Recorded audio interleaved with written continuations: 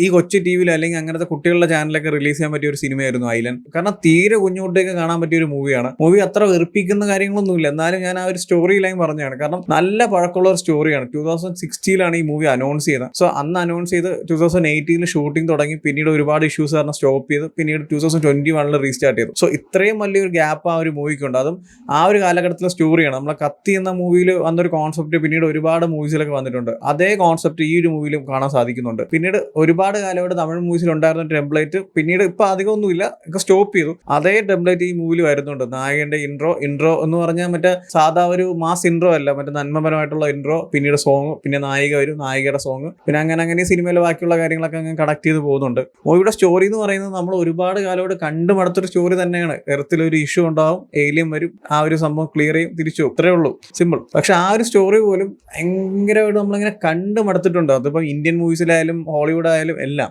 പിന്നീട് ഒരുപാട് ഷോക്കും സീൻസ് ഉണ്ട്. അതായത് ഭയങ്കര ക്രിഞ്ച് അടിപ്പിക്കുന്ന കുറെ സീൻസ് ഉണ്ട്. പിന്നെ ചിരി വരാത്ത ഒരുപാട് കോമഡീസ് ഉണ്ട്. അതായത് ശിവകാർത്തികിന്റെ പണ്ടുള്ള മൂവീസിലൊക്കെ ഉള്ള ഒരു കോമഡീസ് ഉണ്ടല്ലോ, അതൊക്കെ റിപ്പീറ്റ്ലി ആ ഒരു ബോഡി ലാംഗ്വേജും ആ ഒരു ഡയലോഗും കാര്യങ്ങളൊക്കെ കൊണ്ടുവരുന്നുണ്ട്. പേഴ്സണലി എനിക്കത് അത്രയ്ക്കും വർക്ക്ഔട്ട് ആയിട്ടില്ല. മൂവിയുടെ സ്റ്റോറി വൈസ് നോക്കുവാണെങ്കിൽ ഭയങ്കര വീക്കാണ്. ബാക്കിയുള്ള കാര്യങ്ങൾ മേക്കിങ്ങും ആ ഒരു VFX ഏരിയ ഒക്കെ അടിപൊളിയാണ്. ഈ ഒരു മൂവിയുടെ ഏറ്റവും വലിയ ഹൈലൈറ്റ് എന്ന് പറയുന്നത് VFX തന്നെയാണ്. കാരണം ഫാൻഡം സ്റ്റുഡിയോസ് ആണ് ചെയ്തിരിക്കുന്നത്. കിഡിലും VFX ആണ്. മൂവി എന്ന് പറയുമ്പോൾ കംപ്ലീറ്റ്ലി VFX-ലായിരിക്കുമല്ലോ. സോ അതുകൊണ്ട് തന്നെ ആ ഒരു ഏലിയനും ആ മറ്റുള്ള എല്ലാ കാര്യങ്ങളും ബ്യൂട്ടിഫുൾ ആയിട്ടാണ് VFX ചെയ്തിട്ടുണ്ട്. VFX ഒക്കെ നല്ല ടൈം കൊണ്ട് ചെയ്താൽ നല്ല കിടിലം ഔട്ട് കിട്ടും. അതിലൊരു എക്സാമ്പിളാണ് ഈ ഒരു മൂവി. പിന്നെ ലിയോയിലെ ആ ഒരു ഹൈന സീക്വൻസ് എനിക്ക് ഏകദേശം ഒരു 1 ഇയർ എന്തോ എടുത്ത് ആ ഒരു സീക്വൻസ് ചെയ്യാനായിട്ട്. സോ അത്രയും ടൈമൊക്കെ എടുത്ത് ചെയ്യുവാണെങ്കിൽ നല്ലൊരു ഔട്ട് കിട്ടും. സോ അത് ഈ ഒരു മൂവിയിൽ ആ ഒരു ടൈം കിട്ടിയിട്ടുണ്ട്. സോ ആ ഒരു ഔട്ട് നല്ല പെർഫെക്റ്റ് ആയിട്ട് തന്നെ കിട്ടിയിട്ടുണ്ട്. പിന്നീട് വിശ്വസിക്കാൻ പറ്റാത്തൊരു കാര്യം എന്ന് വെച്ചാൽ ഈ ഒരു സിനിമയുടെ മ്യൂസിക് ചെയ്തിരിക്കുന്ന AR റഹ്മാനാണ്. എനിക്ക് തോന്നുന്നില്ല AR റഹ്മാനാണ് ചെയ്തത്. വേറെ ആരോ കൊണ്ട് ചെയ്യിപ്പിച്ചിട്ട് മൂവിയുടെ പ്രൊമോഷന് വേണ്ടി പുള്ളിക്കാരന്റെ പേരിട്ടതല്ല തോന്നുന്നത്. AR റഹ്മാന്റെ ടച്ച് പോയിട്ട് AR റഹ്മാൻ അടുത്ത് പോയ ഒരു ഫീല് പോലും ഇല്ല ഈ ഒരു മൂവിയുടെ സോങ്സിന്.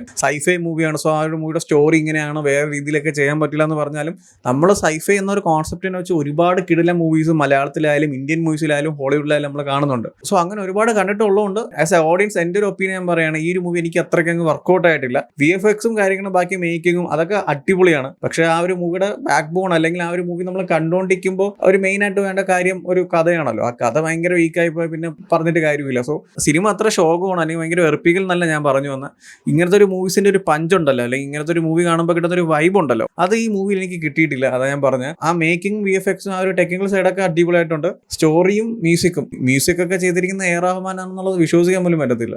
സോ ഐലൻഡ് എന്ന മൂവി ഓൾറെഡി കണ്ടവരാണെങ്കിൽ നിങ്ങളുടെ റിവ്യൂസ് എന്താ വെച്ചാൽ കമന്റ് ചെയ്യൂ. വീഡിയോ ഇഷ്ടപ്പെട്ടാൽ ലൈക്ക് ചെയ്യൂ, ഷെയർ ചെയ്യൂ. ഇതുപോലത്തെ കൂടുതൽ വീഡിയോസിനെ ചാനൽ സബ്സ്ക്രൈബ് ചെയ്യൂ. Thank you so much.